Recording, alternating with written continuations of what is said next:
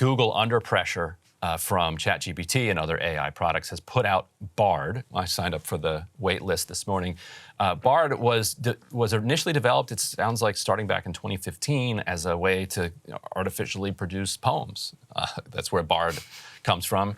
The reporting is that they were basically pressured into releasing something they didn't quite want to release yet because Bing and Microsoft, following from ChatGPT, released their own AI, integrated it into Bing, and for the first time was making real inroads against Google, or at least Google was perceiving the threat that they might do that. They issued internally a code red, or a red alert, that put all of their developers, software engineers, onto moving this as fast as possible, and put a lot of pressure on their AI ethicists to clear the way for this to finally get rolled out. They're rolling it out in a much smaller circle of people than previously, but it does seem like this is the clearest sign yet of any that the AI arms race is really on.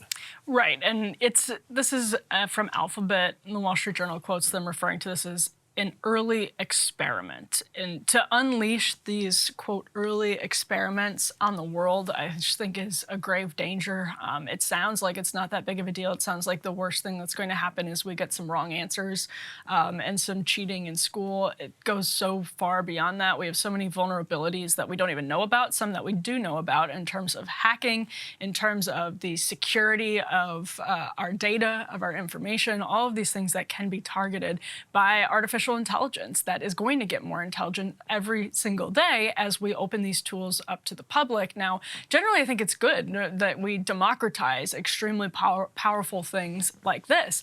I do, however, think that when you see the nervousness among engineers, among tech executives, about what could happen with this technology that they're referring to as an experiment and just unloading to the public. Let's take one example. We talked last week about Snapchat and the experiment the Center for Humane Technology ran with Snapchat's new AI, which is a $4 a month premium feature that children can access. Well, WAPO repeated that experiment essentially with Bard.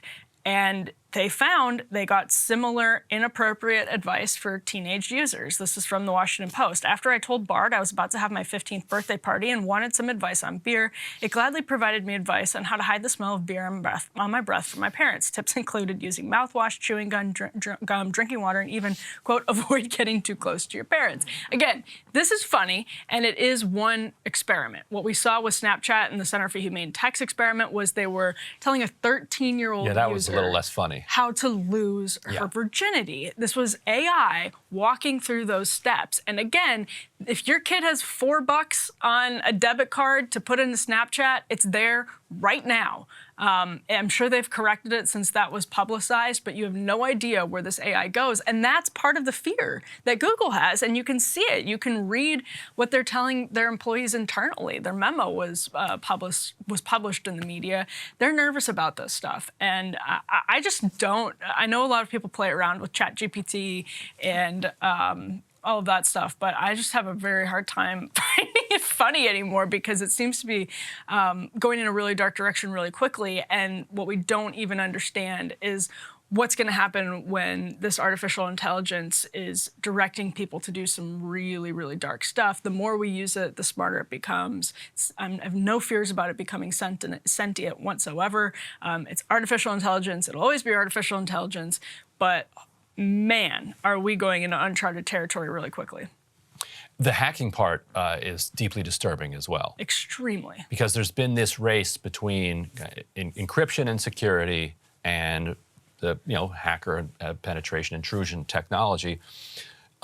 You already have the chatbots trying to kind of crack the new security piece that people put up, which is annoying to everybody, but we recognize that it works, where it's like, find a picture with the cars. Mm-hmm. And so far, the counter software has not been able to crack that. Yeah. But artificial intelligence is easily going to be able to nuke its way right through there. AI can take, at this point, handwritten, a screenshot of cursive handwriting and can turn it into text and analyze it. So right. It's not going to be long before they can find a fire hydrant. Yeah. And so that's just one example. The other security protocols we have in place, you're using your voice over the phone to talk to somebody. Certainly, the idea that your last 4 of your social and your mother's maiden name are gonna be secure enough. And if you have customer service, which is then completely run by AI, then you're going to have AI scams, AI hackers interacting with AI customer service. Yes. And so that's just how do you keep the kind of infrastructure of the internet secure in that situation? To me, it seems like we're just going to have constant outages, constant sites going down, and constant fraud as people are just getting ripped off day after day. No, and again, I don't dispute that there are some really good ways that this technology is going to evolve. I mean, that's the case with every technology that has its upsides and its downsides and is a double-edged sword.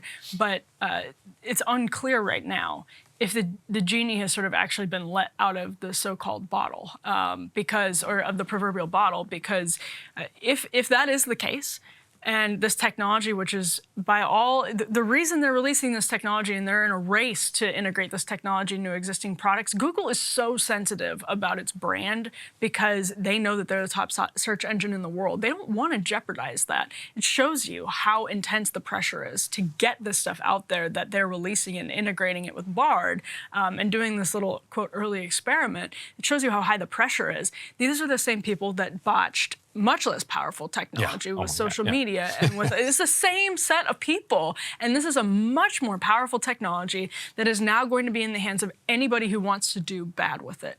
So we've talked about scams. Think about blackmail. Think about how code can be exploited. Like, there are just things that, as I've talked to people in the industry who have explained this to me, I would not have even considered the dangers of. But the more they think about them, in some cases, they don't realize these vulnerabilities until other people exploit them, until the experiments are run. They're like, holy smokes, you can do that with AI too? Isn't it fun that we're all doing this in real time and that anyone can do it, even people that want to do us harm? So if the genie is out of the bottle, if we're looking back years from now and saying, as of this moment in March of 2023, the genie was let out of the bottle, that this technology had been put in the hands and was advanced enough in the hands of those people who wish to do us harm to just start doing mass cyber attacks, advanced cyber attacks, hacking, all of that. It's such a sad moment that nobody learned from what happened with social media in the aughts. Yeah, I'm going back to Vermont. Yeah, that's smart. Don't blame you. Hey guys, ready or not, 2024 is fully upon us now, and Sagar and I have been brainstorming ways that we can really up our game for this critical election. Yeah, we rely on our premium subs to expand our coverage, to add staff, to upgrade the studio. We just want to give you the best independent coverage of this election, which is possible. So if you can help us out, become a premium subscriber today, breakingpoints.com, or the link is down here in the description video. It really means the world to us, and if you like what we're all about, this is the best possible way to keep us 100% independent, working only for you.